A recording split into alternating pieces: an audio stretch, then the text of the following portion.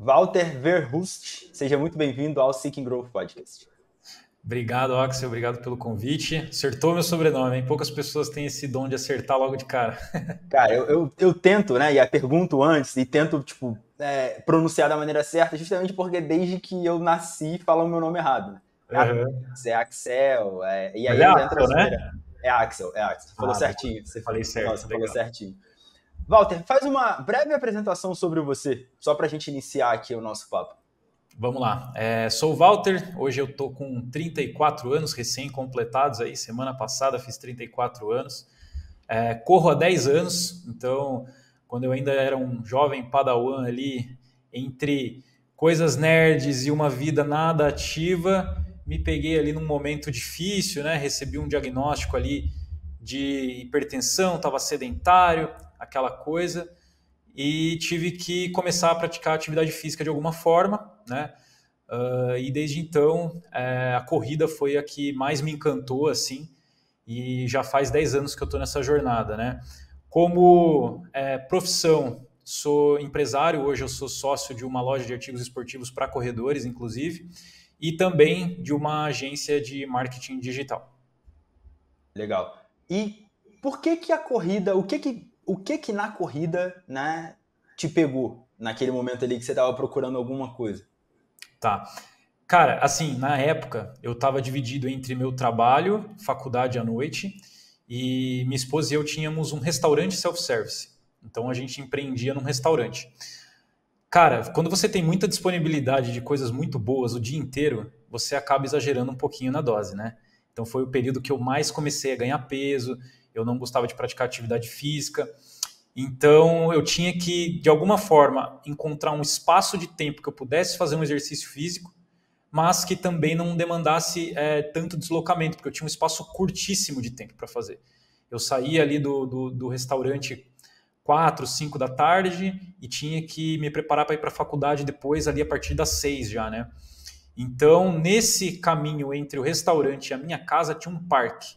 E eu falei, é por aqui que eu vou começar pelo menos caminhar, porque a primeira atividade física, a primeira porta de entrada, vamos dizer assim, para atividade física de todo mundo, ou o cara vai para academia, né? Porque aí ele tem uma academia ali próxima à disposição e tem algum instrutor ali para ele, ou ele vai para caminhada, né? Que eu acho que é o mais básico e simples de todo mundo, assim, poder, sem equipamento algum, começar numa atividade física, é a caminhada. Então foi muito por isso, foi porque eu comecei caminhando e com o tempo, vendo até algumas pessoas correrem ali no parque, eu comecei a me arriscar um pouco mais, comecei a fazer pequenos trotes e fui gostando da experiência. Pô, legal. E como é que isso se desenvolveu? Porque você chegou, né, num nível bem alto, você ainda tem um nível bem alto, vamos botar assim, para atletas amadores, né? E corredores experientes, pelo amor de Deus, tá? Me desculpem qualquer gafe que eu cometa, porque eu ainda não sou desse mundo. Mas para mim o Walter corre rápido pra caralho. Então, como é que foi esse desenvolvimento, assim? Legal. Foi uma coisa bem natural, posso dizer para você, viu, Axel? Porque, na verdade, eu nem imaginava que eu um dia chegaria a pensar em ter performance na corrida, né? A partir do momento que eu comecei a, de fato, treinar corrida, que eu costumo dizer que correr é diferente de treinar corrida. E isso eu aprendi, inclusive, com um treinador. Correr, você pode ir agora no parque e sair correr. Treinar corrida exige um planejamento, exige diferentes tipos de estímulos, exige que você saiba fazer autoavaliação e também passar feedbacks mais corretos para o seu treinador entender como você vai assimilar toda aquela carga de treino. E aí não é só a corrida, né? Aí você começa a fortalecer, começa a pensar melhor sobre o que, que você está se alimentando, o que, que você está se alimentando, né? Sono, enfim, vira um ecossistema tão grande assim que aí, de fato, você começa a treinar, né? E isso começou, na verdade, uns 3 anos depois da minha primeira experiência com corrida, né? Então, de 2014 ali para 2017, eu tive sim uma experiência com um treinador, na época era o Marcelo Camargo, lá de BH. Não existia tanto essa coisa de treinar remotamente, mas eu preferi um treinador que fosse de uma forma online. E ali eu comecei a entender um pouco melhor do que se tratava realmente treinar corrida, né? Então, eu comecei a me desenvolver na corrida, né, curta, na distância curta ali, meia maratona, a maratona era algo inimaginável na época, né? Eu fui do tipo de pessoa, Axel, que acreditava que provas de corrida era só para profissional, que treinador de corrida não treinava amador, enfim, eu era muito alheio a esse universo, né, do esporte. E aí eu comecei a pegar gosto pela coisa. Então, acho que o meu lado nerd de querer evoluir, ganhar XP, eu trouxe meio que para o meu mundo pessoal, entendeu? Então aquilo foi me encantando dessa forma. Aos pouquinhos eu fui crescendo e evoluindo, e isso me dava cada vez mais estímulo de querer continuar evoluindo. Então a jornada é longa, né? Ainda é, né? Mas não foi algo que aconteceu de uma hora para outra, assim, já vem uma construção há bastante tempo. Você meio que gamificou a parada, né? A corrida era meio que o seu videogame da vida real. Você era o Quase isso. personagem e tinha que ir evoluindo, né? Ou queria, É, pelo menos, estava buscando ali aquela evolução. exatamente, é muito boa essa analogia, é quase isso. Cara, que legal. E esse ponto que você falou é muito verdade, né? A gente fala no meio de treinamento de uma maneira geral que se exercitar uma coisa é treinar outra coisa, né? Se exercitar é ótimo, não é ruim. Agora, se você tem um objetivo específico, se você quer se desenvolver, se você quer conquistar uma meta, aí a gente tem que ir para a parte do treinamento, que é algo planejado, né? Que tem periodização e por aí vai. Exato. Walter, lá no começo, vamos tentar voltar um pouquinho aí no tempo, tenta trazer na sua memória. Quais foram Tá. as principais dificuldades que você encontrou nessa jornada ali no começo? Cara, logo no início, né, ainda mais para quem tem sobrepeso, para quem está começando, e isso é uma coisa que eu costumo tentar orientar ao máximo os iniciantes, é justamente essa questão de você querer evoluir muito rápido de uma hora para outra, né? Então, essa paciência que hoje eu já acredito que eu tenha de uma forma muito mais consolidada e eu sei como eu evoluo na corrida, né? Eu faço isso de uma forma muito, entre aspas, assim, vamos colocar lenta, né?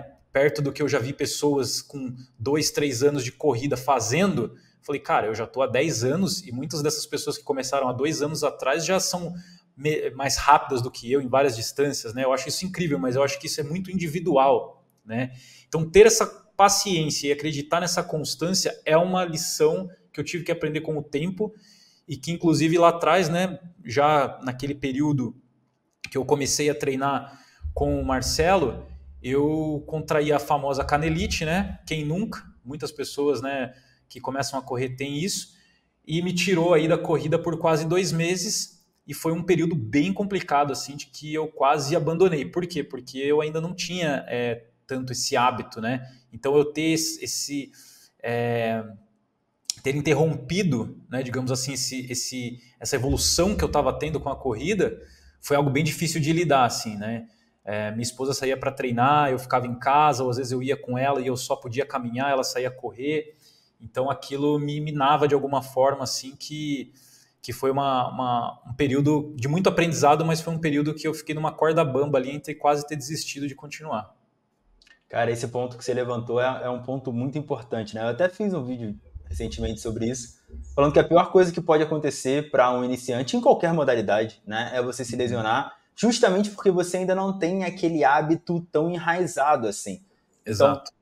além do desespero da lesão, de você achar que, porra, você nunca vai colocar o pé no chão e não vai sentir dor, né? Porque canelite, fascite plantar, ou dor no joelho, né? Qualquer movimento que você vai fazer, você fica com aquilo na cabeça, você acorda e fala assim, caralho, eu acho que, será que um dia vai voltar ao normal? Né? Isso que passa pela cabeça. Então já tem esse desespero.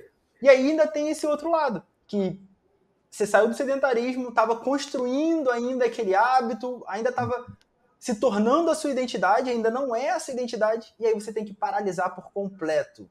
É Exato. a pior coisa que pode acontecer na jornada de um iniciante, com certeza. Com Exato. certeza. Agora, depois de experiente, assim, né, já tendo passado por alguns outros tipos de percalços na corrida, graças a Deus, nada que me tirasse por mais de uma semana, 10 dias, né? Mas já tive probleminha na posterior, já tive alguma coisinha no quadril, né? Mas tudo depois que eu tive essa canelite, eu aprendi a respeitar melhor os sinais do meu corpo, já aprendi a entender que aquele momento não era favorável, que muitas vezes é melhor dar um passinho para trás, resolver e depois continuar em vez de insistir, né? 2 anos atrás eu tive que abandonar uma maratona por uma questão no metatarso, no meu pé, me pegou ali no quilômetro 28, não consegui continuar. Claro que você fica decepcionado, porque é um ciclo de maratona que acaba não dando certo, né? Mas eu saí da prova muito mais tranquilo do que, né, quando eu estava começando a correr, porque eu entendia que isso também faz parte do processo, e eu acho que uma das coisas mais bonitas da corrida é justamente você, além de ter que treinar muito, se dedicar muito, o resultado não é garantido. Então, quando o resultado vem, você tem não só essa sensação da conquista, mas de que, poxa, tudo aquilo valeu a pena, né? Então, justamente pelo fato de você estar exposto ao revés do que não pode dar certo, é que quando dá certo você fica mais feliz ainda, né? Então aquele dia foi um dia que foi um revés para mim, mas eu aprendi a lidar com isso de uma forma mais serena, mais suave, né? E saber que aquilo faz parte. A partir do momento que eu me recuperasse, eu teria, né, outras oportunidades para cumprir minha meta ali. Porra, é sensacional. E como é que foi o seu desenvolvimento em relação até a objetivos, assim, ó? Até te dando um exemplo. Eu fiz uma meia maratona pela primeira vez. Eu nunca tinha feito uma corrida de rua regularizada. Tinha feito uma lá em Niterói, na época que eu morava lá. E, tipo assim, era a corrida do amigo. A gente juntou eu e outro do boxe. A gente treinou um mês. Não recomendo que vocês façam essas palhaçadas que eu faço. E aí a gente foi fazer. E assim, no final ficou tudo bem. A gente chegou a andar porque tinha muito morro. Não sei se você conhece Niterói ali, a região oceânica Não, do Rio, só fui pro Rio Capital aí. Então, mas o Rio, você olha, tem muito morro, né? Então, sim. Niterói é basicamente a mesma coisa. E o percurso tinha que passar do centro de Niterói, vamos botar assim, para a região oceânica. Tinha morro pra cacete mesmo. A altimetria, assim, bem ruim, bem ruim. Aí teve um momento lá que a gente caminhou. Depois eu nunca mais fiz nada. E aí, agora, não sei se é um pouco do hype, não sei se entrou na minha bolha, inclusive é uma pergunta que eu vou te fazer, né? Você já tá há 10 anos, então como é que você tá vendo isso? Tá. Mas eu falei, não, quero correr. Aí, não, quero fazer uma meia maratona. Beleza. Abaixo de 2 horas. Treinei no começo do ano e tudo, e fui lá fazer a meia maratona. Fiz em 1h57, alguma coisa assim, 1h57 uns quebrados. Aí eu falei, não, beleza. Mas agora eu quero ficar mais rápido. Antes de eu ir para uma maratona, antes de eu ir para mais distâncias maiores, eu quero ficar mais rápido. Então, eu vou tentar correr 5K sub-20, inclusive já vi vários dos seus posts sobre isso. Agora em dezembro. Tem mais um mês ainda de preparação. Aí depois 10K abaixo de 40, uma meia maratona abaixo de 1h40, e aí depois entrar na distância da maratona. Teve isso na sua cabeça? Teve isso na sua jornada? Teve? Conta pra mim. Teve. Não, com certeza. Eu acredito que uma coisa acaba influenciando na outra e também dá uma certa previsão daquilo que você é capaz de fazer numa outra distância. É claro que não adianta você ser um corredor de 5 e 10 quilômetros e achar que pelo seu desempenho nessas distâncias menores você vai ter um desempenho proporcional à maratona. E quando eu digo proporcional, não digo 1 para 1. É claro que você consegue ter uma noção do que você faria numa maratona. Mas todo o estímulo e tudo que você precisa assimilar para ter essa condição desse desempenho parelho, né, numa maratona, é só treinando para uma maratona. Mas você consegue ter uma noção de como você está evoluindo, né? Então as provas menores sempre me serviram de norte também para entender qual era o próximo passo nas distâncias maiores. Hoje eu me considero assim um cara mais de longa distância, né? As provas principais que eu faço são as maratonas mesmo, mas eu gosto muito da meia. A meia maratona para mim é sempre um balizador, né? Agora no final do ano que eu me aventurei numa prova de 5 e 10, de 10 quilômetros, fazia mais de um ano que eu não fazia. Então eu peguei ali esse final de temporada para fazer um pequeno ciclo ali numas provas curtas, mas eu passo a maior parte do meu ano mesmo treinando para distâncias maiores. E a meia maratona sempre é um preditor assim, de onde eu estou chegando para a maratona, né? Foi assim na maratona de São Paulo, né? Agora no mês de abril que eu fiz a maratona de São Paulo para valer mesmo, né? Foi uma prova que eu queria entregar o meu melhor desempenho, apesar de não ser uma prova tão favorável para recorde pessoal, eu consegui fazer meu recorde pessoal lá. E depois, em agosto, né, aí foi uma prova diferente, foi uma prova mais festiva, né? Eu fui sorteado para correr na Maratona Olímpica de Paris, dos amadores, e aí eu fui lá para fazer uma prova não recreacional, né? Claro que eu corri sério, né? Eu consegui fazer ela abaixo de 3 horas, mas eu não queria me arriscar tanto no sentido de que não vou lá para fazer meu RP. Mas antes da maratona, né, de abril, eu já tinha feito uma meia que me deu uma previsão próxima ali de onde eu conseguiria chegar, que era a minha meta mesmo fazer abaixo de 2:45, né? Então eu tenho sim essa questão da escala, né? Conforme ela vai dando esses sinais, eu vou entendendo, poxa, o próximo passo está mais perto, e aí eu, com o meu treinador, a gente cria esse planejamento para que aquele ciclo tenha como meta esse próximo passo. Pô, legal. E você chegou ali na Maratona de Boston, né? Você já participou da Maratona de Boston. Eu acho que 19, a gente pode falar que é meio que o ápice de um corredor amador? Acho que sim, né? Pelo que eu venho acompanhando. Cara, olha, vou ser sincero, para quem ainda não foi, pode ser que seja o campo de visão que ele tem hoje. Sim, Para sim. quem já foi, eu não considero o ápice, cara. Assim, Passa aquele brilho, assim. não, é uma maratona assim que vai ficar na minha memória para sempre, claro, ainda mais por ter sido minha primeira major, né? Primeira e única até então. Ano que vem eu tô me planejando para correr uma próxima, mas eu tinha assim na minha cabeça que, cara, após Boston vai ser, já vou ter atingido o Olimpo da corrida, assim, né? Aquela coisa, Boston é só por índice, então você tem que ter uma certa performance e tal. Então, toda essa mística envolvida, né, com a Maratona de Boston, inclusive tem um livro muito bom do Sérgio Xavier Filho, que se chama Boston, a mais longa das maratonas. E por que ele coloca como a mais longa das maratonas? Porque é justamente o processo até você conseguir o índice para chegar na Maratona de Boston, né? Que muitas vezes levam vários anos aí, tem gente que leva até uma vida, né? Tentando. Mas depois que eu fiz, cara, e realmente eu achei que eu tinha chegado num ápice, eu percebi que a corrida, na verdade, não tem uma linha de chegada propriamente dita, né? A partir dali você continua, cara, e aí você almeja novos desafios, novas provas, novos recordes pessoais ou não, né? Às vezes você se torna um corredor mais ali de continuidade mesmo, não precisa necessariamente evoluir em termos de tempo. Mas é um marco que fica na sua vida, mas tem a próxima página, entende o que eu quero dizer? Não Sim. é onde acaba, assim. Você tem o objetivo de cumprir ou completar todas as majors? Cara, não tinha, mas estou começando a ter. Tenho conversado bastante com o Dr. Valdir Braga, do canal Corrida e Performance. Inclusive, cara, ó, não sei se pode fazer um jabazinho, mas Pode, eu vou à mostrar aqui o vontade. livro dele. Ó. Acabou de chegar, ó, doutor. Eu vou mandar para você o link desse podcast aqui, doutor. Ó, você vai assistir também. Ele tem um livro chamado Cérebro do Maratonista. E ele, por ser mestre em fisiologia e tal, e ele está hoje nessa jornada de fazer as 6 majors num único ano. Então, está sendo incrível de acompanhar, assim, está sendo bem legal.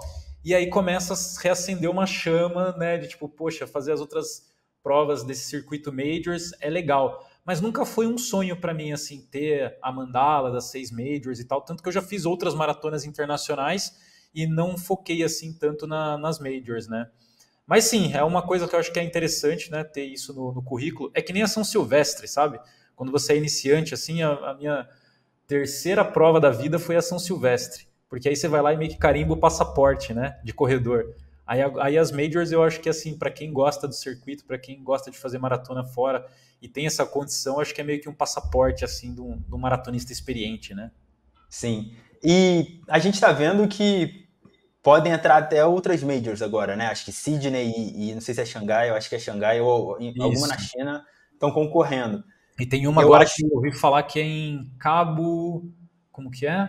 Na África do Sul ali? Me fugiu o nome. Cabo Verde, será que é isso? acho que é. Cara, eu Eu não sei que sei. tem algumas pleiteando aí, sim. Sydney parece que tá a mais próxima agora de virar uma Pode ser na Cidade major, do né? Cabo, né? Cidade do Ali Cabo. Aí você na fala. África do Sul. Isso, Cidade do Cabo. Isso, Perfeito. Cape Town. Cape Town, é isso mesmo. Então, Sydney parece que é a mais próxima aí, que tá já com a documentação mais em dia.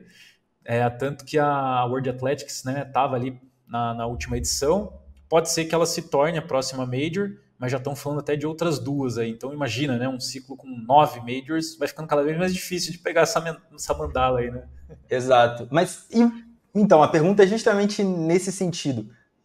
Você já está há 10 anos nesse mundo e a gente vai falar sobre isso, mas já produzia conteúdo, você já vive esse mundo também da internet e tudo. Você está vendo um hype da corrida por essa até necessidade de ter outras majors, né? Acho que Sydney teve 30 e poucos mil inscritos, 50 mil inscritos, sei lá. Acho que Berlim foi 50 mil e Sydney foi 30 e poucos mil, né? Alguma Chicago coisa bateu assim. recorde também. Então, você acha que realmente está tendo esse hype da corrida? Como é que é a sua visão? Eu não acredito que seja hype a melhor palavra, porque o hype significa que uma hora vai cair, né? Sim, E eu não acredito que isso vá cair. Eu acho que a corrida ela está sendo cada vez mais pulverizada, né? Mais pessoas estão entrando nesse universo e isso se mantém ou continua crescendo, né? Então eu não vejo a corrida tendo um momento, né? Que daqui a pouco todo mundo vai enjoar, as provas vão voltar a ter 30 mil participantes. Cara, assim, a gente está falando de provas gigantes de nível mundial, mas se você pegar provas que até pouco tempo atrás eram pequenas, no Brasil mesmo, até mesmo provinhas assim de interior, né, que só quem é local fica sabendo e de repente começam a vir pessoas de outras cidades para participar, você entende que é uma coisa que está sendo de dentro para fora mesmo, né? E eu acho que rede social ajuda muito, pessoas tendo um estilo de vida mais saudável ajuda muito. É, eu acredito que essa consciência, né, de você praticar uma atividade física, principalmente naquele período de pandemia, foi algo que deu um salto também, né, e a corrida de rua acabou sendo um dos esportes mais impactados com isso. Então, eu acredito que sim, a corrida está crescendo, né, inclusive o mercado da corrida está crescendo, mas eu não consideraria um hype. Eu acho que é algo que vai ter essa continuidade de crescimento ao longo dos anos. visão bem interessante, visão bem interessante. E eu, cara, eu concordo, assim, eu acho que, como toda modalidade, né, eu venho do CrossFit, então no CrossFit isso também aconteceu muito, e infelizmente o CrossFit, ele é uma empresa, né, ele não é só uma modalidade, É ele é uma uma empresa, marca, né? e a própria empresa está se matando, né, a própria empresa está acabando com o esporte. A modalidade nunca vai acabar, eu tenho certeza absoluta disso, né? As pessoas não vão parar de fazer CrossFit porque a marca faliu, né? Todo mundo vai continuar fazendo, só não vai ser CrossFit porque não vai ser a marca, vai ser Cross, vai ser sei lá o quê. Mas Entendi. eu acho que a corrida pode sofrer um pouquinho só. É que eu nem sei, né? É porque o espectro, o tamanho do N na corrida é muito, muito maior. E aí eu não sei quanto que isso poderia impactar, mas a minha ideia é o quê? Muita gente começando a correr desorientada, né? Sem orientação profissional. E aí a gente sabe que tem lesão, né? Corrida de rua, se a gente pega as estatísticas, é um dos esportes que mais lesiona. Então, eu acho que isso pode. Não sei se isso pode, mas eu acho que talvez possa meio que dar uma atrapalhada, sabe? Nesse desenvolvimento e crescimento. É que, na minha visão, também está tendo um crescimento muito rápido. Às vezes está sendo um crescimento contínuo, que isso daí não vai mudar nada e vai continuar nesse crescimento contínuo. Né? Mas Sim. eu tô achando bem legal, assim, eu tô achando bem legal participar também disso. Eu fui na corrida da New Balance agora aqui em São Paulo, fui de pacer. Né? Legal. Minha segunda corrida eu fui de pacer. Pô, Como foi foi a muito experiência legal, de cara. pacer? É uma Como resposta, né? treinador, então, como treinador, era minha aluna, sabe? Então, porra, foi muito legal, assim tá junto com ela e ajudar, porque, tipo, ela precisou de ajuda, assim, mental, né? Ela precisou de Sim. ajuda ali no finalzinho, o percurso aqui do Pacaembu, sabe? Sai do Pacaembu, então Sei. não é aquele percurso plano, né? Que é Sim, já fiz algumas maravilhoso, provas ali. Aham. tem umas subidas que são meio chatas e tal, no finalzinho ela deu uma penada, mas, assim, foi muito, muito maneiro, foi muito maneiro. Legal. Agora, vamos pick your brain um pouquinho, o Walter, Tá, aqui para dicas de corrida, né? Coisas mais práticas, assim. bora. Cara, primeira coisa, né? Dicas para pessoas que querem abaixar o pace em distâncias menores. 5K, 10K. O que você acha mais importante? Dicas de treinamento ou no geral, você diz? Cara, pode ser geral. Vamos falar geral, assim. Tá. Cara, para distâncias curtas, não tem como, é inevitável, você vai precisar fazer treino intervalado, né? E aí você vai ter que aprender a abraçar o desconforto. Não tem como você evoluir em qualquer distância, na verdade, se você não souber abraçar o desconforto, vai fazer parte. Mas você tem que ter uma boa leitura sobre o que é desconforto e o que é dor, né? Então você entender que aquilo está sendo desconfortável, que você está com uma dorzinha muscular ali, que é algo que faz parte do treinamento, é uma coisa. Dores agudas, dores lesivas é totalmente outra coisa. Não insista nisso, né?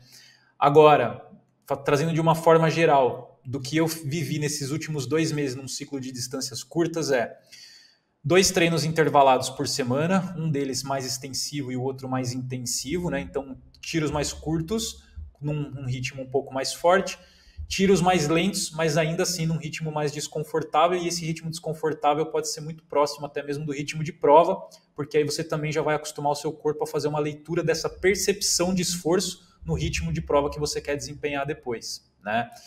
Isso você precisa contrabalancear com os treinos leves. E uma coisa que eu bato muito nos meus conteúdos, Axel, é justamente o respeito ao treino leve. Porque ele é um balizador e ele é um catalisador dos treinos fortes. Não tem como você fazer um treino moderado hoje, ou aquele treino que a gente julga que é um treino confortável, mas que exigiu um determinado esforço seu, e querer fazer um bom desempenho num treino intervalado amanhã. O seu corpo ele precisa estar muito bem recuperado para você fazer um bom treino intervalado, né?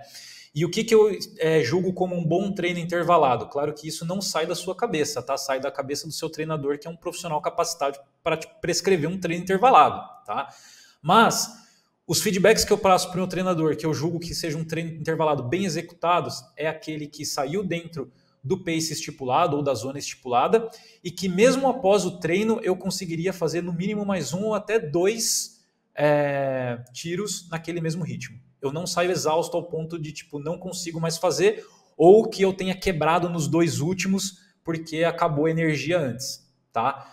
Então, para mim, é justamente isso. E aí a composição da planilha como um todo, né? Você vai precisar, obviamente, respeitar o treino leve, fazer esses treinos intervalados em termos de treino, é isso. Mas para você aguentar toda essa carga de treino e ter uma boa recuperação, aí entra para mim os 2 outros pilares da corrida, que é a boa alimentação e o descanso, né?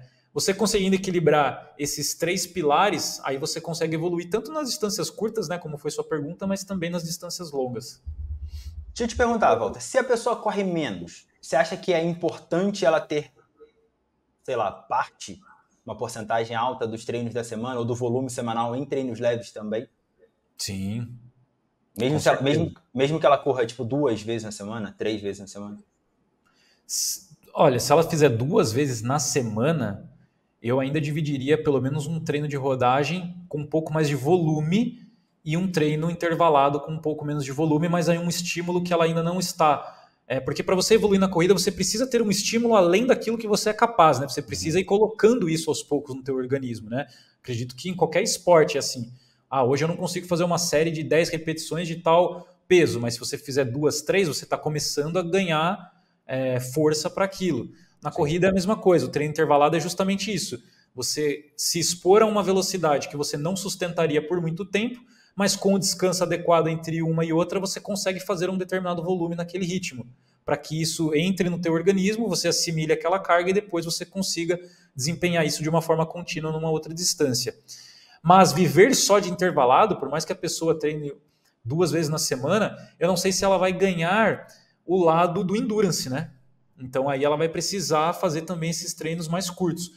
Se alguém que esteja querendo treinar corrida de fato, né? A corrida, eu costumo dizer assim, se é o teu esporte principal, porque, claro, envolve fortalecimento, que eu coloco como complementar, envolve algumas pessoas que gostam de fazer um yoga, um pilates, que eu coloco tudo como complementar. Se a corrida é o principal, aí você precisa pelo menos 3 vezes na semana, né? Porque 2 vezes na semana aí é muito difícil ter o ganho, né? Vai ser um processo muito lento, né? Não tem como. Então, 3 vezes na semana eu colocaria assim, no mínimo 1 de intervalado e 2 de rodagem ali, para manter uma proporção de 70%, 30% aí da carga distribuída. Boa. E pela sua experiência, né? Até pelos seus ritmos, se você quiser compartilhar, quanto que você acha que a pessoa tem que estar correndo no intervalado para conseguir manter na prova? Acho que eu me confundi aqui um pouco na pergunta, mas assim, o intervalado vai ser para 4. Eu quero manter na prova 4. Tá bom? Não tá? Como é que funciona isso para você? Tudo depende, cara. Depende de qual é a distância desse intervalado que você está fazendo e qual é o descanso que você vai ter também nesse treino, né? E até mesmo o número de repetições que você vai fazer. Então, é um conjunto da obra, na verdade, sabe? Mas a título de comparativo, né? Para deixar uma coisa mais ilustrativa aqui para quem estiver assistindo, nessas últimas 2 provas que eu fiz recentemente, uma de 5K e uma de 10K, na de 5K eu corri num pace médio de 3,20. tá? Então saiu ali para 16h30 e pouco. Na de 10 quilômetros eu corri exatamente para 3h29, 3h30, então 10 segundos de diferença ali para arredondar, né? E eu fiz a prova em 35,05. Eu queria fazer sub 35, mas passei raspando ali. Para essas duas provas que fizeram parte do mesmo ciclo, né? Inclusive as provas tiveram uma semana de diferença, uma foi no domingo e a outra já foi no outro em seguida. Eu fazia, por exemplo, tiros de 400 metros a 3h10 com 1 minuto e meio de descanso. Cheguei até 12 tiros desse num treino. E os treinos extensivos, né, os treinos mais longos que eu fiz de 1 milha, né, 1.600 metros, ou até mesmo de 2 quilômetros, aí eu já fazia muito mais próximo do ritmo de prova. Então o da milha, por exemplo, já saía para os próprios 3h20 que eu fiz na prova de 5K. E nesse treino eu fiz 7, eu cheguei, né, ele vai subindo uma série por semana, né? Então eu comecei com 4, depois 5, 6, terminei com 7. Na última semana pré-prova, 2 semanas antes da prova, aliás, eu fechei essa série com 7 tiros de 1.600 para 2 minutos de descanso, já no ritmo que eu pretendia fazer a prova dos 5 quilômetros, tá? Mas isso é uma questão individual, né? É uma questão que o meu treinador, sabendo das minhas condições físicas, do meu histórico, de como eu já venho também com alto volume de treino, muito pelas maratonas, né, que eu treino, então ele conseguiu encaixar esse tipo de treino para mim, tá? Mas aí te dá uma resposta cravada, né, de quanto no intervalado você faz para daí transferir isso para a prova, é muito individual, é difícil de responder com uma certa precisão. Mas trazendo o meu contexto, eu acho que é isso, cara. Não, nem era o objetivo também, né? Eu sei que não é assim que funciona, mas acho que é bom compartilhar essas coisas, assim, só pra galera ter mais ou menos uma noção, sabe? Acho que Sim. é Tem um visual, né? Não é necessariamente para você fazer o treino, para você copiar, é só para você ter uma referência. Exato. Eu não sei se você conhece o treinador Jack Daniels, Sim, eu tô lendo o livro dele. da Fórmula da Corrida. Isso, Legal, livraço, assim. Eu não sou treinador de corrida, mas eu sou um curioso, né? Então, algumas coisas assim de treino de corrida eu gosto bastante. E esse foi um dos livros mais legais que eu li a respeito de como um treinador pensa, né? Como que ele olha um indivíduo e fala assim, cara, esse cara vai ter que fazer esse tipo de treino, esse aqui vai ter que fazer o outro tipo de treino. Pensando muito na individualidade de cada um, né? E esse cara criou um coeficiente, né? Que é o VDOT. Acho que você já até ouviu falar, né? No livro ele fala muito do VDOT. Existe um aplicativo desse coeficiente, né? Que é o VDOT Calculator. Todo mundo pode baixar, é de graça. E lá, o que acontece? Você pode pôr, por exemplo, eu fiz ou eu quero fazer uma prova de 5 quilômetros para 19,59. Ele vai ter lá tanto a aba de previsão quanto a aba de treinamento de quanto você deveria fazer, por exemplo, os seus 400 metros. Mas aí quantos tiros de 400 metros, quanto de descanso entre cada um, é uma outra história. Mas você já consegue ter uma noção, né, pelo próprio VDOT. Não, top. Eu não sabia que tinha um aplicativo. Na verdade, eu acho que a minha aluna que treina corrida há muitos anos, é professora de corrida e tudo, ela falou, mas eu deixei passar batido, sabe? Não me liguei. Legal, Mas eu fuça lá tô... que é bem bacana, assim, você vai gostar de brincar nele. Esse é o objetivo, 19,59, né? Mas, cara, tá foda. A esperança tá. O tempo tá passando e a esperança tá diminuindo, sabe? Não tá aumentando, não. Mas a gente vai pra cima. Vamos ver o que vai que dar dá. certo, vai dar certo. Agora, uma coisa que você falou antes. Aproveitando que a gente já falou de treino leve. Tá. Você já viveu 2 momentos nas redes sociais. Vamos falar um pouco sobre isso. Como é que foi a sua produção de conteúdo nas redes sociais? Como é que você começou? Como eu comecei, tá. A primeira vez. Eu tive um Instagram, né, o @correnerd, que eu tentava trazer uma junção desse mundo mais de gamer, geek, para o lado da corrida. E aí também são 2 momentos diferentes, inclusive da corrida em si, né, cara? Então ali, no Corre Nerd, eu era um cara que falava muito mais sobre o meu dia a dia, sobre meus treinamentos. Na época não existia Reels, né? Era muito mais carrossel de foto e fotos mesmo, né? Eu lembro da época que surgiu até o Story, cara. Eu tava lá, o dia que o Instagram inaugurou o Story. Então, tinha uma roupagem totalmente diferente. Era muito mais lifestyle, era muito mais o lado vida do Walter, assim, sabe? Hoje, né, algum tempo depois, e até mesmo depois que eu resolvi retornar com essa criação de conteúdo, tem muito a ver com isso que você acabou de falar também, do crescimento da corrida e de uma forma, às vezes, muito desorientada, né?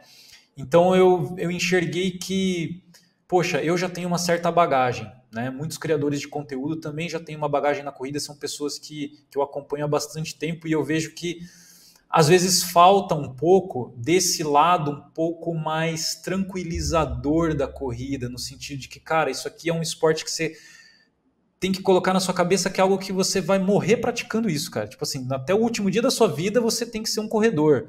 E não algo que vai acabar daqui a um ano ou quando você cruzar a linha de chegada da sua próxima prova. Então hoje a minha criação de conteúdo é muito mais voltada para esse lado, assim, sabe? Da minha experiência, também trago questões de performance envolvida, mas muito mais voltado para constância mesmo, para que o corredor iniciante entenda que a corrida é um processo que leva tempo, que não é da noite para o dia, e que ele vai galgar esses degraus de uma forma mais lenta que às vezes ele imaginaria que fosse, entende? Então esses dois momentos se diferem um pouco. Você se importa em compartilhar o porquê que você parou o Instagram Corre Nerd? Não, imagina, cara. Para mim faz parte da minha história, né? Ali em 2019 eu tinha acabado de voltar de Boston e eu vou assim, para qualquer pessoa, né? Não importa se é maratona de Boston, qualquer maratona que seja ou qualquer prova que seja, enfim. Às vezes a gente cria muita expectativa em cima e eu estava numa pegada de performance, já tinha feito 2 maratonas abaixo de 3 horas. Fui para Boston com essa mesma intenção. E eu quebrei na prova de Boston, né? Quebrei num sentido assim, vou por entre aspas, tá? Porque ainda assim eu terminei a prova para 3 horas e 11 e tal, então eu fui bem até a meia maratona, depois meu rendimento começou a cair, num determinado momento eu tive que andar um pouco, mas enfim, eu terminei muito feliz, mas com um certo amargor na boca, assim, sabe aquela coisa do tipo, poxa, eu queria ter feito um desempenho melhor. E isso foi algo que me pegou de uma forma que hoje eu enxergo de uma outra maneira. Eu falo, cara, eu queria ter aproveitado melhor a prova, eu queria não ter ido com essa intenção de performar, porque era a minha primeira major, era uma prova, sabe, que ia fechar um ciclo bacana. E isso, assim, refletiu muito no pós-prova, né? Então eu entrei quase que numa certa depressão da corrida, vai. Rompi com o treinador da época, não queria mais treinar por treinador, assim, peguei uma planilha de performance lá, falei, agora não, agora eu vou fazer por conta e tal. Me inscrevi para a maratona da São Paulo City Marathon logo em julho, né? Boston em abril, logo em julho eu já estava inscrito. E aí um amigo meu falou assim, cara, vamos fazer sub 3 horas nessa prova, você me puxa? Eu falei, te puxo, tal, tô bem treinado. Nunca tinha feito volume acima de 100 km na semana, nessa planilha eu fiz. Também foi um passo errado ali, não respeitei a minha evolução. O que aconteceu? 3 horas e 26 na SP City Marathon. Quebrei pior ainda do que foi em Boston. E aí, cara, eu entrei numa coisa meio regressiva, assim, de tipo, cara, não parece que tá fazendo sentido para mim. E, ao mesmo tempo, né, a questão dos conteúdos no Instagram começaram a me pegar de uma forma que eu falava, cara, como é que eu vou manter isso se eu não estou vendo sentido nem no que eu estou falando, nem no que eu estou fazendo, sabe? Então eu entrei numa questão muito pessoal de que eu precisava entender se realmente eu era um corredor porque eu gostava de correr ou se eu me mantive nesse esporte porque eu já tinha criado uma base de seguidores, né? Na época eu estava com quase 20 mil, acho que era 18 mil, 19 mil seguidores, e aquilo me obrigava a continuar correndo. Então, a única forma de eu descobrir foi saindo, né? Eu resolvi excluir de vez, assim, cara. Resolvi, não foi aquela desativar, não.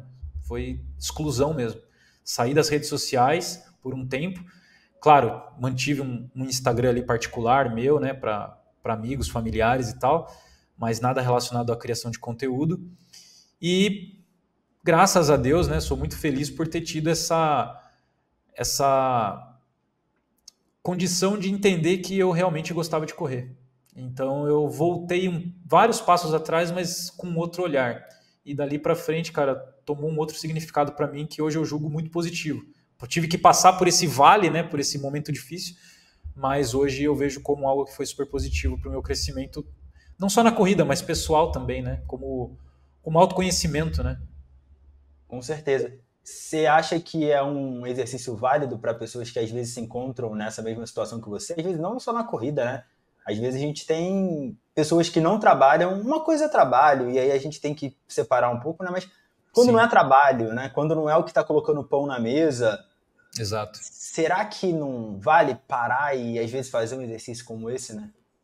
O exercício é válido, sim. Não sei se talvez excluir uma rede social que muitas vezes você, pô, teve um trabalho bem, tem muito trabalho envolvido ali para chegar Sim. naquele, né? Pô, eu criava conteúdo todos os dias e tudo mais. Então, talvez a saída que eu tomei foi muito drástica, né? Talvez você não precise desse rompimento tão grande assim, né? Mas foi o que me veio à cabeça na época, né? Recentemente, não vou citar o nome dela, mas era uma pessoa que também criava bastante conteúdo no Instagram a respeito de corrida, e a gente foi num evento que ela organizou. Quem conhecia ela mais assim era minha esposa, né? Eu não acompanhava tanto. E eu percebi que ela estava nessa fase. Eu comecei a acompanhar ela e ela falava muito nos stories sobre a possibilidade de excluir o Instagram, porque ela estava num período difícil ali de estudos e trabalho e tal. E eu chamei ela e falei: se você me permitir, eu conto a minha história e passo um pouco do que eu vivi, que foi muito parecido com isso, e aí você vê se faz sentido para você realmente tomar essa decisão da exclusão. E ela não excluiu, entendeu? Então, tipo assim, às vezes você só precisa dar uma desacelerada, às vezes você só precisa fazer uma reflexão, às vezes você só precisa de uma certa terapia mesmo, cara, ir num psicólogo, numa psicóloga, entender isso, como realmente te afeta internamente, sabe? Eu acho que essas respostas nem sempre precisam de medidas tão drásticas para serem encontradas, né? Então, nesse sentido, eu acho que hoje, olhando lá atrás, eu não teria tomado a mesma decisão, mas fico feliz por ter tido o resultado não esperado, porque eu não esperava algum tipo de resultado, mas que foi um resultado que hoje eu considero positivo. Agora, entrando no assunto que fez a gente trazer à tona esse assunto sobre produção de conteúdo, né? Sim. Você acha que o Strava está atrapalhando, não o Strava em si, mas as redes sociais de uma maneira geral, estão atrapalhando a evolução, o desenvolvimento de algumas pessoas? Uma pergunta difícil, Axel, porque ao mesmo tempo que o Strava eu não vou considerar, porque o Strava ali eu não sei, cara, eu não frequento tanto ali os posts e tal, não vejo o que a galera faz muito no Strava, mas eu sei que muita gente se incomoda com o Strava em que sentido? Até mesmo não colocando o resultado real de uma prova ou coisas nesse sentido, porque sabe que pessoas vão lá, olham, fuçam, vigiam, né? Mas eu acho que é uma questão muito interna isso, cara. Eu assim, não ligo para essas coisas, sabe? E eu vejo que, por exemplo, eu falei para você do treino leve. Tem gente que não sabe fazer treino leve, não porque tem capacidade física, mas é porque na cabeça dela ela prefere não fazer um treino leve com medo do julgamento do que os outros vão pensar de ver o Strava dela correndo a 6, 7 por quilômetro. E uma das coisas que eu mais gosto de postar na minha rede social é meus treinos acima de 6 o quilômetro, né? Que são treinos que eu amo fazer, de verdade. Né? Treino para mim que pô, você sai revigorado, descansado, feliz e tal. Mas em relação ao Instagram, cara, assim, tem muito criador de conteúdo bom, tem muito criador de conteúdo oportunista, tem muito criador de conteúdo que sai falando coisas que não sabe, que não vivenciou. Então vai muito do que você segue, cara, porque o algoritmo ele vai te entregar isso também, né? O algoritmo ele consegue te entregar muita coisa boa e muita porcaria. Então cabe a muito você de discernir isso, né? Será que eu estou realmente absorvendo um conteúdo interessante que vai ser algo bom para minha vida, né? Se você sai daquele conteúdo mais energizado, mais afim, mais motivado, ou você sai com um peso nas costas, de tipo assim, poxa, fulano faz muito melhor que eu e eu tô aqui sem conseguir evoluir e tal. É muito do jeito que a pessoa fala e até mesmo o tipo de conteúdo que ela cria, né? Então eu acho que é muito mais a questão seletiva de você ter um lugar onde você vai receber bons insights e bons conteúdos do que a rede social em si, cara. O Instagram não tem culpa, né? Tipo, É isso, né? Nem o Instagram, nem o Strava. São as pessoas que estão ali e o que você está deixando te influenciar, te impactar, né? as Com redes em si certeza. não tem culpa disso, né? Exato, exato. Vamos lá. Agora uma pergunta que eu acho que é importante, né? Cara, eu comecei a correr, eu não entendia porra nenhuma de tênis de corrida, eu só sabia que era mais confortável, né? Só isso. Ainda mais você que sai do CrossFit com tênis solado reto, chapado no chão, e você tá acostumado a correr com ele, porque a gente corre no treino, né? Não uma distância muito longa, mas a gente corre no treino. E aí, você bota qualquer tênis de corrida, pra mim já tava ótimo, né? Maciozinho, legal. Mas agora eu tô vendo que existe diferença, inclusive eu tô sentindo a necessidade de ter outros tênis de corrida, né?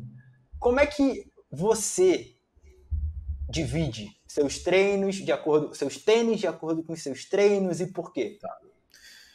A gente chama de rotação de tênis, né?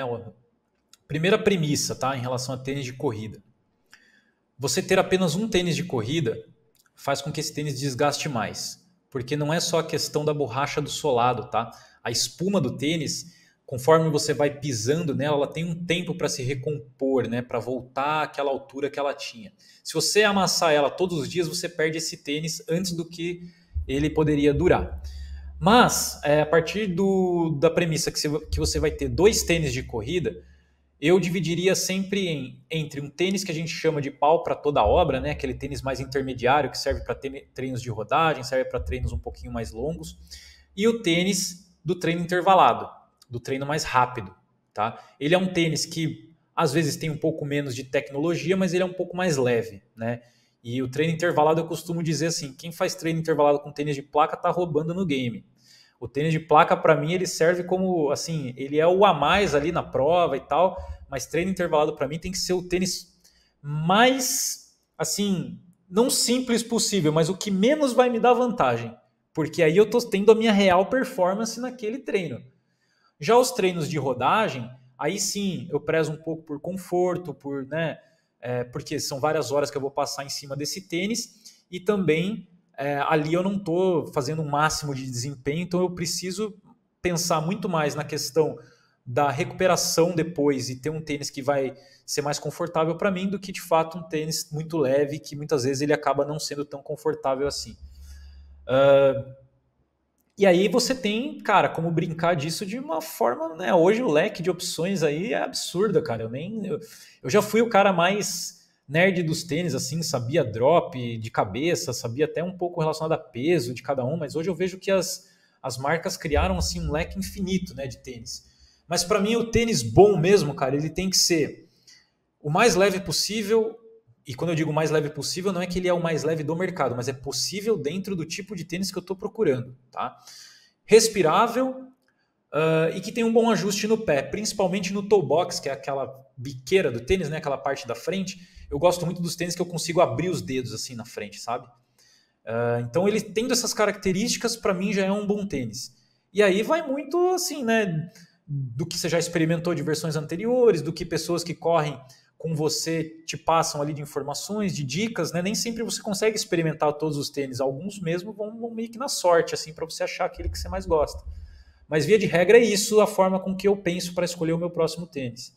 E aí tem os de placa, né? Que são os que te dão aquele retorno de energia, que te dão um pouco mais de velocidade.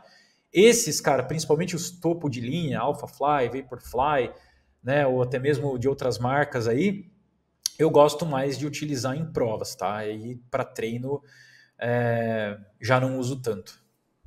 Quais hoje você mais gosta, separando por, sei lá, rodagem, intervalado e prova, né? Tem 4 que você mais usa hoje, né? Isso, exato. Cara, hoje eu tô com o recém, né? Estreiei faz poucos dias aí, tá com 50 quilômetros só, é um bebê ainda. O Fila Speed Zone, tô gostando bastante da proposta. Antes dele, eu usei por mais de 2.000 quilômetros o Nova Blast 3 da ASICS. Achei incrível esse tênis, muito bom. Teria outro tranquilamente. O 4, não sei, mas me disseram que ele não estava tão bom quanto o 3. Resolvi ir mais num custo-benefício ali, que foi o Speed Zone. Para treino intervalado, hoje eu estou usando o Olímpicos Corre Vento 2. E se tiver alguém da Olímpicos assistindo esse vídeo, por favor, não acabem com o Corre Vento 2, ele é muito bom. Lançaram agora o Corre 4, trouxeram a atualização daquele maximalista também, né? E não trouxeram o Corre Vento 3, né? Não sei se não teve tanta adesão assim, mas é uma pena porque é um tênis muito bom para intervalado, tá? Gosto muito dele. Antes dele eu usei o Nike Streak Fly, que também tem uma proposta de ser um tênis de velocidade sem placa, né? É muito bom também. Então, para intervalados, meus 2 últimos foram esses e que eu gostei demais. E para provas, cara, olha, eu já testei muitos tênis assim de placa de amigos e tal, né? Porque não dá para você comprar, testar e se arrepender depois, né? Ainda mais pelo investimento. Mas o que eu mais gostava até então tinha sido o Nike Vaporfly 3, tanto para meia quanto. Mano, para qualquer distância, na verdade, né? Corri com o meu Vaporfly 3 em todas as distâncias. Mas o Alphafly 3 ganhou um pontinho a mais ali, gostei muito também. Tive uma oportunidade de comprá-lo de um amigo que viajou para fora e trouxe num valor um pouco mais em conta para mim. Então eu apostei nesse investimento e tive uma grata surpresa, porque o 2 e o 1 para mim não serviram, cara. Cheguei a comprar, mas tive que vender. E um outro que eu gostei muito, que eu experimentei num evento da ASICS, que foi um evento para os top 100 da ASICS Golden Run. Fomos lá na casa da ASICS, né? ASICS House, que fica ali no Parque Bruno Covas, em São Paulo. E lá tinha o Meta Speed Edge Paris, a versão Paris. Muito bom o tênis. Corri por 8 quilômetros ali com os caras. Gostei demais também. Mas eu costumo dizer, cara, que tênis é aquele com que você melhor se sente bem. Não adianta eu dizer quais são os que eu mais gosto, você ir lá comprar e depois vir me xingar no meu direct dizendo que não gostou do tênis, entendeu? Eu não tenho culpa. É assim, Sim. É muito individual, cara, nesse sentido. Mas esses são os que eu tenho utilizado hoje. Então, na minha prateleira, em resumo, hoje eu estou com o Alphafly 3 como tênis de prova, o Fila Speed Zone como tênis de rodagem. Esqueci de falar, Nike Zoom Fly 5, o tênis que eu estou usando para longão já há bastante tempo. E ele tem placa, mas já explico. E o Olímpicos Corre Vento 2 como treino intervalado. A opção do Zoom Fly 5 foi justamente por ele ter mudado a proposta, tá? O Zoom Fly, ele sempre teve uma proposta de ser um tênis rápido, bom para intervalados e tudo mais, com placa. Para essa proposta, eu não gostava. Agora o 5 sofreu uma atualização, ficou mais confortável, um pouquinho mais pesado, todo mundo ficou pé da vida com a atualização, porque não é mais aquele tênis bom para intervalado. Eu adorei, porque eu estava procurando um tênis para fazer meus longões e que a sensação de corrida fosse parecida com a do Alphafly, sem eu ter que gastar o meu Alphafly nisso. E o Zoom Fly 5 ele traz essa proposta. Apesar dele ser mais pesadinho e um pouco mais confortável, por ele ter uma placa de carbono ali, ele dá aquela sensação sem te dar muita vantagem. Como eu falei, eu não gosto de tirar tanta vantagem assim em treino, mas a sensação de corrida dele é muito parecida, então por isso que eu estou usando ele. E aí são esses os 4 que eu tô rotacionando hoje. Legal. E na sua opinião, na sua experiência, tá? Eu sei que nos estudos não tem nada comprovando nada ainda, mas você acha que tênis com placas de carbono tem um potencial maior de gerar alguma lesão? Lesão. Eu achei que você ia falar de velocidade, de performance. Não, Eu já tava com a resposta na lesão. ponta da língua aqui, cara. Lesão. Por achismo, né? Como você falou que realmente não existe um estudo ainda, porque eu acho que leva tempo, né? Esse tipo de estudo não é simplesmente ir lá, fazer o cara correr 10K e ver o antes e depois.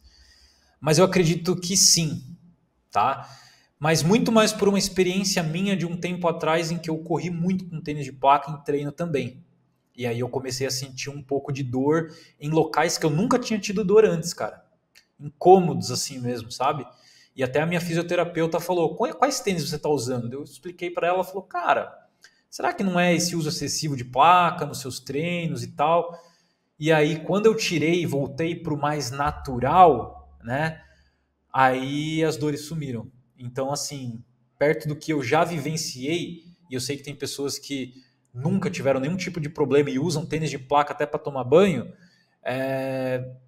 aí fica aquela questão, né? Quem tá certo, quem tá errado. Eu acho que, mais uma vez, é uma questão individual. Se você começa a sentir desconforto, que você sabe que é aquele desconforto de lesão usando muito tênis de placa, pode ser que para você não seja tão benéfico assim naquele momento. Aí na prova você usa, porque vai ser um estímulo de um período ali só e tá tudo certo.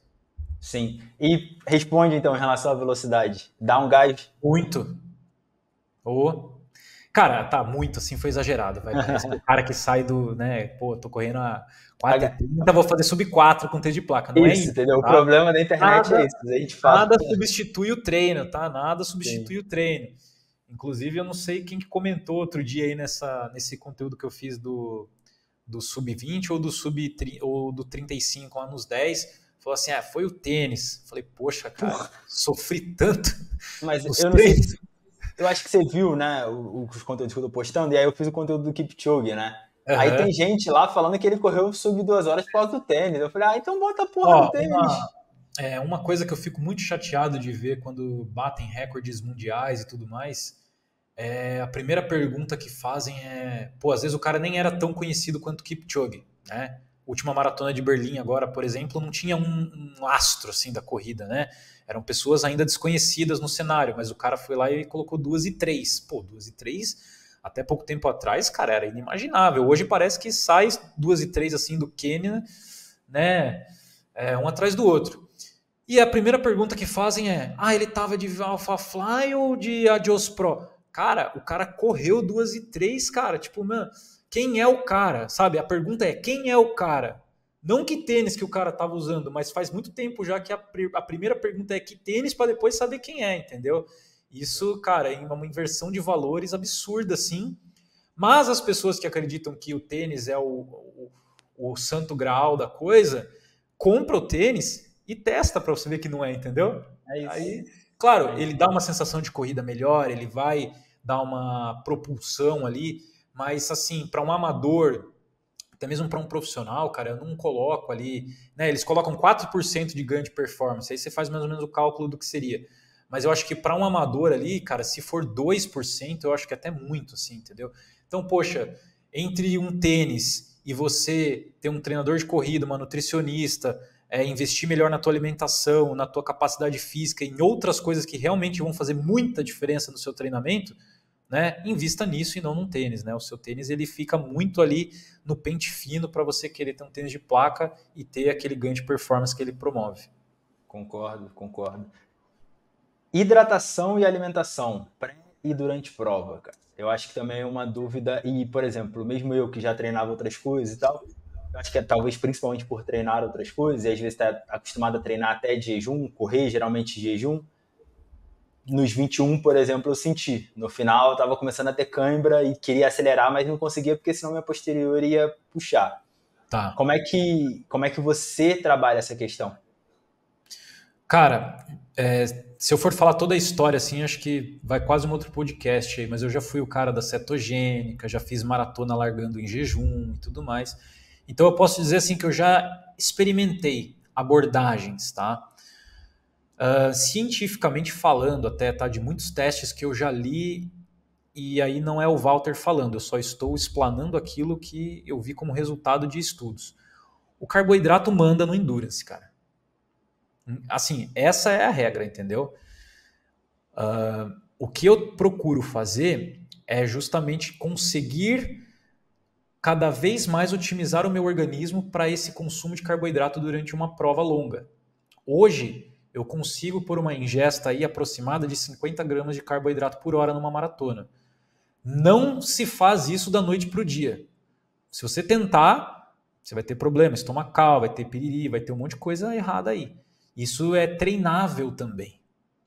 Mas a partir do momento que o teu organismo consegue utilizar isso como fonte de combustível rápida, aí você começa também a entender que isso influencia muito na sua performance, né? Então já faz um bom tempo aí que eu tenho feito boas maratonas, principalmente, né, depois da do Rio em 2020, não, da de Poá em 2022. As minhas melhores maratonas assim que eu fui para performar mesmo foram maratonas progressivas, cara. A partir do 35, 36 eu conseguia esticar ainda mais, né? E isso eu tenho certeza que passa por um aspecto de nutrição e da forma com que eu vim trabalhando a minha nutrição desde aquela época, né? Então, todo esse costume, né, de ter um bom aporte não só durante, mas também durante toda a preparação, saber onde fica ali a tua zona de melhor peso, enfim, entre outras coisas. E relacionado à hidratação, né, claro, dentro dos géis de carboidrato, você já tem um bom aporte de sódio, tá? Uhum. E ali eu só, assim, até o que já me foi orientado, o sódio, ele é o eletrólito que a gente mais expele. Claro que existe o magnésio, existe o cálcio, existe o potássio, que também é expelido, mas o sódio, ele é tipo 80-20 da coisa ali, entendeu? E os géis de carboidrato com mais sódio vão te garantir um melhor aporte eletrolítico nesse sentido. E aí você tem que avaliar as condições da prova, se for uma prova muito abafada, se for uma prova, né, num clima mais quente e tal, aí você vai ter que fazer essa estratégia de sais também.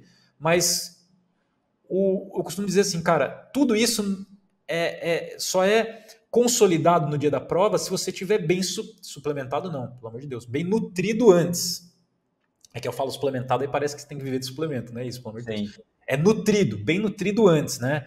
Não adianta no dia anterior você comer 500 gramas de massa, tomar 5 cápsulas de sal para no dia seguinte você achar que você está hidratado e energizado. Não é assim que funciona. Mas hoje minha dieta é basicamente isso, cara. É 60%, 70% carboidrato. Presto muita atenção nos alimentos que contêm uma boa carga de sais, né? Até mesmo frutas e tudo mais. E meu pré-prova, eu faço um aporte um pouquinho maior de carboidrato e de sais também, mas mais para ter esse estoque extra aí para o dia da competição. Pô, é legal. Eu acho que é um ponto que muita gente negligencia. Assim, eu não sou conhecedor, até acho que eu nunca usei um gel de um gelzinho, acho que eu nunca usei. Você tem algum que você gosta mais? Porque eu já vi a galera falando que tem uns que são muito ruins, tem outros que são melhores, assim. Não sei até que ponto é frescura e até que ponto realmente é válido, tá ligado? Cara,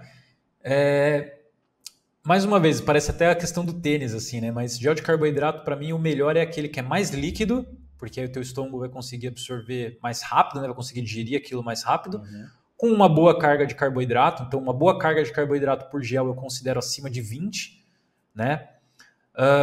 Que tenha pelo menos ali 150 miligramas de sais totais ali de sódio.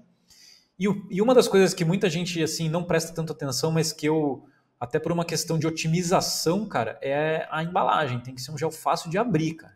Porque tem gel que, poxa, você sofre, ele é uma batalha para você abrir o gel e depois para você puxar ele, empurrar ele assim, né, puxar para a boca, também, pô, tem que dobrar a embalagem.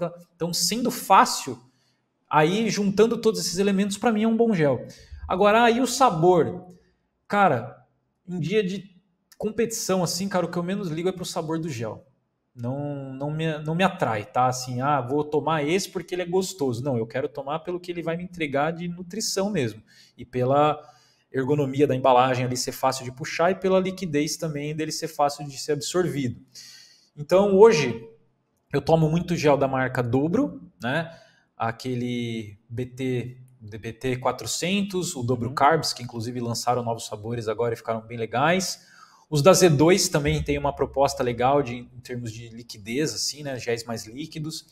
Tem um gel novo que chegou agora no mercado brasileiro, que é o da 22 Sixers, que inclusive foi utilizado pelo Patrick Land agora no Mundial de Ironman. Ele é patrocinado da marca.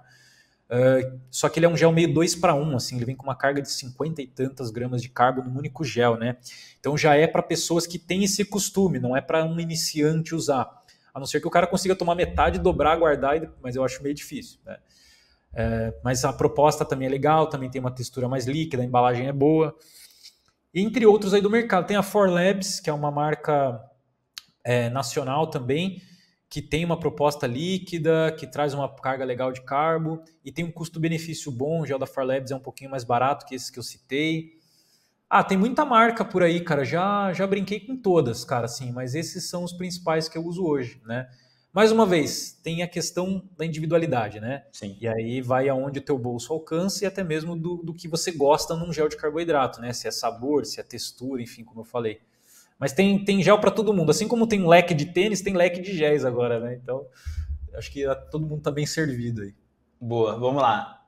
Um último tópico que já vai entrar com a minha pergunta final, né? Você Beleza. Tem um post que é sobre leitura e corrida. E a leitura... E a pergunta final, uma das perguntas finais, é 3 livros que você recomenda de qualquer assunto, de qualquer coisa, né? Que você leu e gostou e que mudou a sua vida, às vezes acontece. Então, já faz esse gap aí. O que leitura tem a ver com corrida e 3 livros que você recomenda? Cara, leitura tem tudo a ver com corrida. Tudo a ver. Eu nunca fui um cara estudioso. Eu costumo dizer que eu sou assim o mediano constante. Cara, nunca tive talento para nada. Na escola eu era sempre nota 6, 7. Nunca fui o cara da nota 10. Mas hoje eu tenho o hábito de ler 15 livros por ano, cara. E a corrida me trouxe isso. Porque eu entendi que, cara, se eu passo 1 hora correndo, não é possível que eu não consiga passar 1 hora lendo, cara. É a mesma coisa.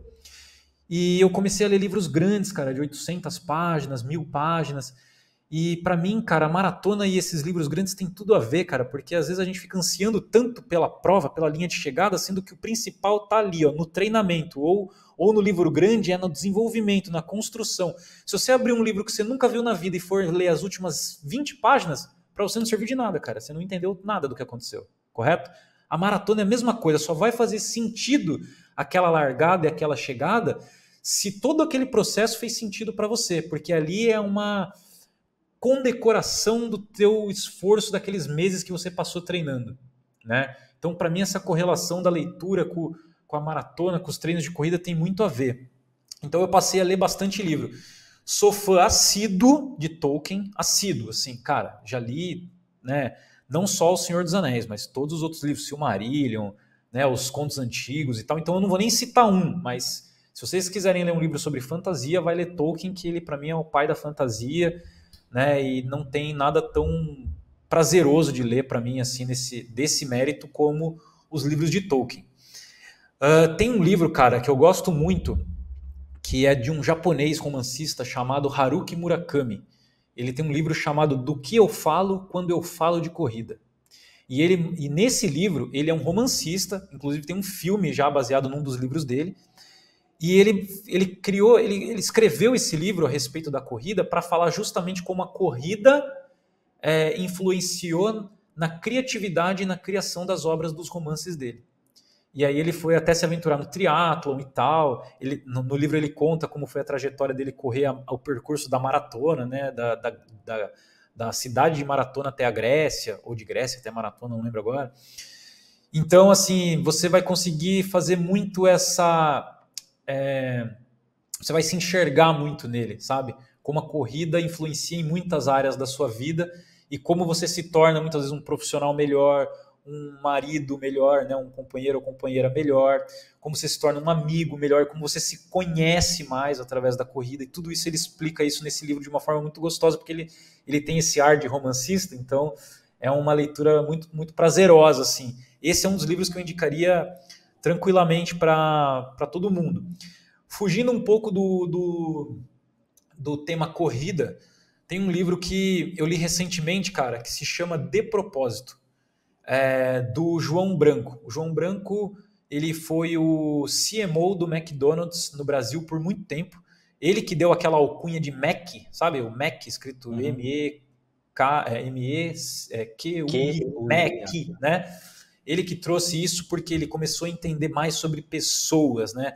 E esse de propósito é justamente trazer propósito para aquilo que você faz, por mais ordinário que aquilo seja. Por mais pequena que sejam as suas ações, muitas vezes a gente não se enxerga como alguém que vai... não vai mudar o mundo, mas mudar o seu pequeno mundo já vai ter um resultado muito grande naquele seu ciclo, né? Naquele teu centro. E isso você traz para uma questão interna também, para você enxergar propósito naquilo que você faz, independente do que seja. É um livro recente que eu li, está mais fresco na minha cabeça. Indiquei para algumas pessoas, né? Falei dele no meu Instagram, algumas pessoas compraram, até publicaram ali um story dizendo, pô, li, achei legal pra caramba e tal. E é um livro tranquilo de ler também. Vamos lá, mais um. Cara, tem vários, né? Inclusive, ó, se alguém quiser depois ver os livros que eu já li, eu tenho um destaque no meu Instagram chamado Livros. E tem livros desde 2020 lá na sequência, assim, de tudo que eu li. Então lá vocês podem ter uma noção melhor. Mas eu vou indicar um que eu gostei muito, que se chama Princípios, do Ray Dalio. Cara, o Ray Dalio é um americano, né, que tem uma corretora de investimentos, uma das mais sólidas aí dos Estados Unidos. E ele escreveu esse livro chamado Princípios, do qual ele se baseia tanto a vida quanto o trabalho dele em cima desses princípios para tomadas de decisão, quando muitas vezes o nosso emocional se deixa levar por algumas questões externas e às vezes você acaba tomando decisões erradas por ter se deixado levar por isso, né? Então é um livro muito bacana nesse sentido. E eu gosto muito, assim, né? Vou deixar esses três aqui, não vou falar outros títulos, mas eu gosto muito de filosofia, estoicismo, então traz muito dessa questão também, né? Do que o Ray Dalio aborda no livro dele. Então eu acho que ele é um livro completão, assim, nesse sentido, para você ter princípios de vida e trabalho bem estabelecidos aí. Pô, top, top. Agora a pergunta final. O nome do podcast é Seeking Growth. Então, o que significa buscar crescimento para você? Esses dias eu vi um conceito sobre o que é evolução e eu achei maravilhoso, porque evolução não necessariamente significa melhorar. Olha que louco isso, né? Darwin foi o cara que melhor utilizou a palavra evolução quando ele escreveu A Origem das Espécies. Por quê? É a mutação, que muitas vezes é para uma adaptação ao ambiente, mas quem diz que a evolução é benéfica não, mas assim, tipo, é progredir de alguma forma, né? Então, o crescimento, aí sim eu já acho que tem esse quê mais de você dar o próximo passo, ir além, ser um pouco melhor. E a busca pelo crescimento, para mim, cara, tem muito mais a ver com autoconhecimento. Então, a corrida, ela me traz esse autoconhecimento e não trago a questão do crescimento como ser mais rápido ou mais resistente, mas sim quanto mais eu me conheço através da corrida. E assim, eu vejo isso em todos os treinos que eu faço, né? Cada treino eu tenho mesmo que seja um microaprendizado. Se eu tive algo que me fez crescer naquele momento, para mim isso já valeu o meu dia e eu já ganhei aquele dia. Boa. Walter, onde é que a galera pode te encontrar nas redes sociais? Via a sua loja também, acabou que a gente nem falou dela, mas pode falar, fala de tudo aí. Claro. Nas redes sociais eu tô com um @BoraValter, né? Mudei recentemente também, porque meu arroba era muito estranho de falar, era uma abreviação entre meu nome e meu sobrenome, não conseguia falar para ninguém, né? Então agora ficou mais tranquilo, BoraValter, mais rápido de achar. Tava procurando um arroba legal, fuçando alguns vídeos que eu tenho, que a galera me filma, assim, às vezes nas corridas, eu percebi que muita gente gritava isso, bora Walter! Tanto que o meu post fixado ali, o primeiro, é justamente esse compilado aí de pessoas gritando bora Walter, então foi o que inspirou a trazer esse novo nome de usuário. Então vocês conseguem me achar tanto no Instagram quanto no TikTok agora, comecei a colocar uns videozinhos lá, apesar de não ser tão amigável ainda com a rede social. Tô lá também colocando os mesmos conteúdos que eu coloco no Instagram, mas no Instagram é onde eu passo a maior parte do tempo ali respondendo caixinha de perguntas e tal, né? A minha loja é a Runner Shop, é uma loja de artigos esportivos para corredores, né? Fundada ali em 2018, um breve resumão. Uma loja online, atende o Brasil todo. A maior parte dos nossos clientes estão em São Paulo, afinal a loja é do estado de São Paulo, né? Nós somos aqui de Sorocaba. E lá você encontra desde vestuário, nutrição, cosméticos, acessórios. A gente não trabalha com linha de tênis apenas, né? Mas de todo o resto aí você encontra lá. É runnershop.com.br, que inclusive tem um cupom BoraValter lá também, então você já pode usar aí com 5% de desconto. Quais acessórios você acha mais importante para o corredor? Acessório mesmo ou vestuário ou de modo geral? Tanto faz. Tudo. Tudo. Tá. Cara, eu gosto muito de utilizar canelito para recuperação muscular, eu acho que ele ajuda demais na compressão ali da panturrilha.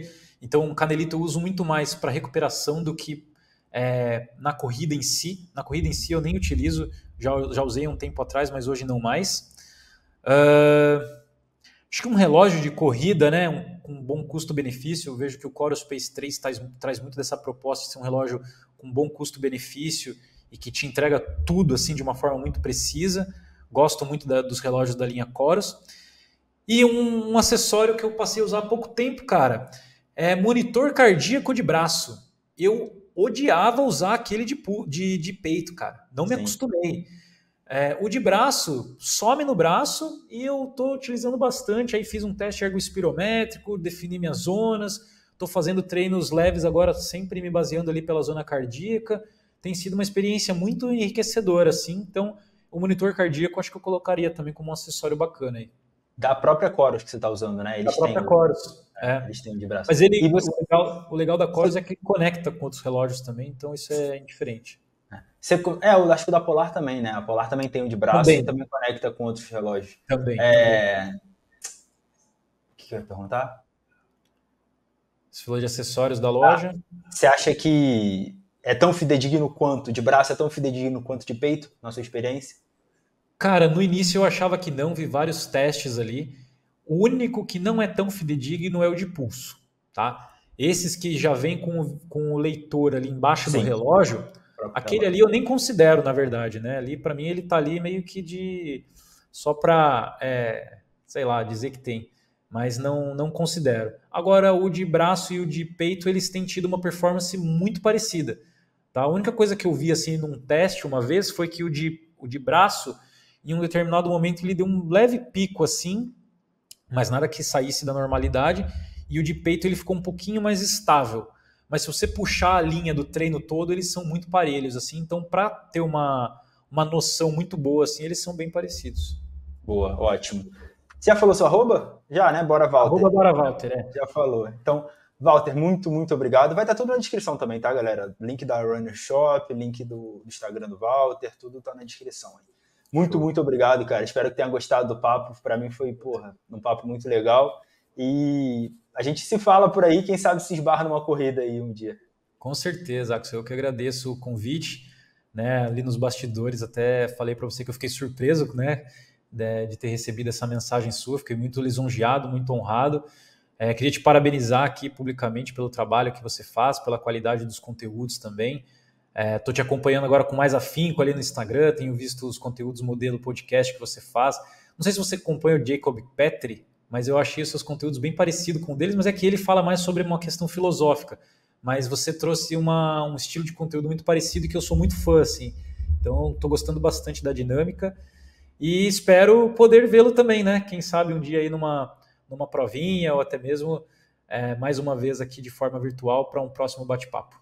Com certeza. Se eu for em Sorocaba um dia, porque tem uma amiga minha, muito amiga, que mora aí, eu te dou um toque, quem sabe a gente não dá uma corrida. Beleza. Eu vou demorar um pouquinho para chegar na maratona, mas eu vou chegar.